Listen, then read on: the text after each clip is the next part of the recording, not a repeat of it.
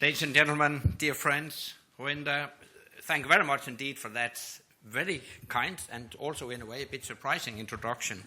I didn't know that we met at Alpe D'Huez, but surely I do remember climbing Alpe D'Huez. The 21 curves really represent a challenge.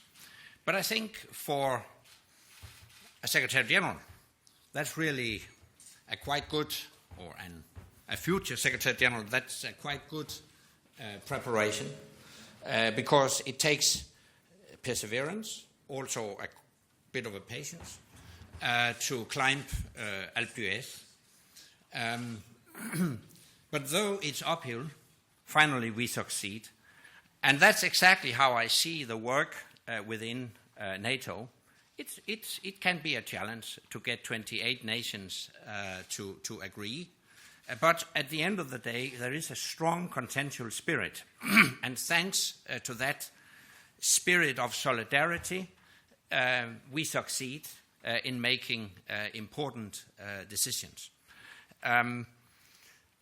So we are now starting one of the most important summits in the history of our alliance.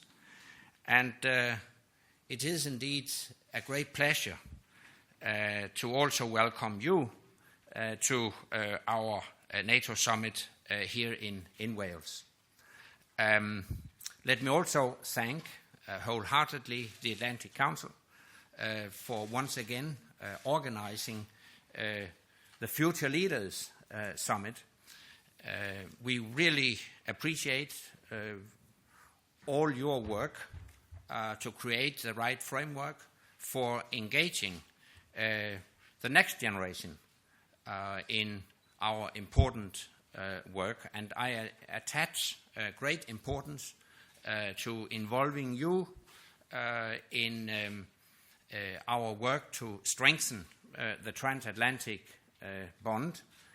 And I would also, right from the outset, thank you warmly for your contributions, your input earlier this year to strengthening our transatlantic bond. It's been a great inspiration for us in the preparations for our summit. Growing up in Denmark in the 1960s, I came of age in a Europe that was divided and dangerous, when everything could end in the flash of a nuclear exchange. Your experience has been very different. You came of age after the fall of the Berlin Wall, in a Europe where conflict had been contained, where dividing lines were being erased, and where freedom, stability, and prosperity appeared to be the natural state of affairs. Russia's aggression against Ukraine has been a wake-up call. It has reminded all of us, that our freedom, security, and prosperity cannot be taken for granted. That some are trying to redraw dividing lines in Europe with force and in blood. So a Europe whole, free, and at peace remains a work in progress. NATO has stood firm in the face of this challenge.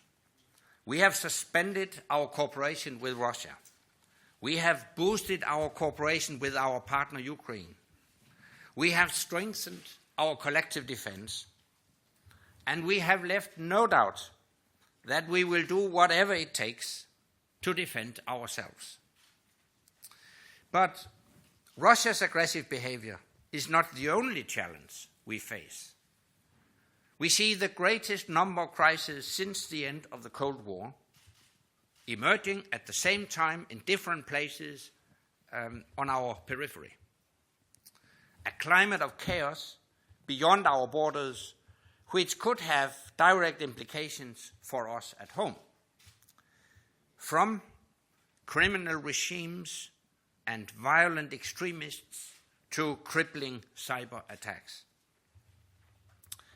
It is for all these reasons that the Wales Summit is a critical summit at a critical time, and it is why today and tomorrow we will forge a stronger NATO for a more complex and chaotic world. We will adopt a readiness action plan that will make our forces faster, fitter, and more flexible, ready to address any challenges whenever they come and from wherever they come. We already have much of the equipment, capabilities, and expertise that we need. But some changes to our force posture, positioning, and infrastructure will be needed. In short, more visible presence in the East. And this will require continued investment in modern deployable forces.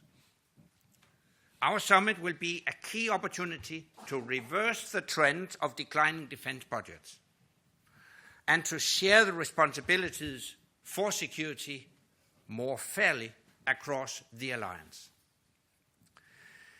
We will also use our summit to strengthen our partnerships, to improve our ability to work with partners to tackle common challenges, and to help partners to develop their own capacity to spread stability in their regions.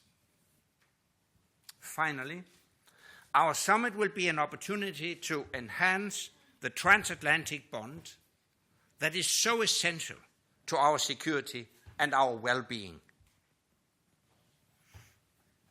As I mentioned, a few months ago, several of you made valuable suggestions for strengthening that bond, and I want to thank you once again for that strong engagement and for your innovative ideas. Dear friends, here in Wales, NATO's 28 allies will demonstrate our commitment to our security, to our shared values, and to our vision for a better Europe.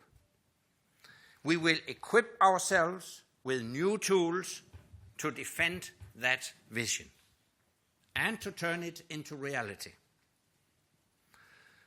I look to you to play your part too. You believe in NATO, you are young leaders, and you can decide what your future will be. So, follow us closely over the next days, and then go back to your countries, your cities, and your communities. Tell your family, your friends, and your colleagues what we did here in Wales. Tell them that the unique bond between North America and Europe is the anchor of our freedom, our security, and our prosperity. Tell them that NATO is not a Cold War relic, but a powerful tool for dealing with the threats of today and tomorrow. Help make our vision of a Europe whole, free, and at peace a reality. Thank you very much.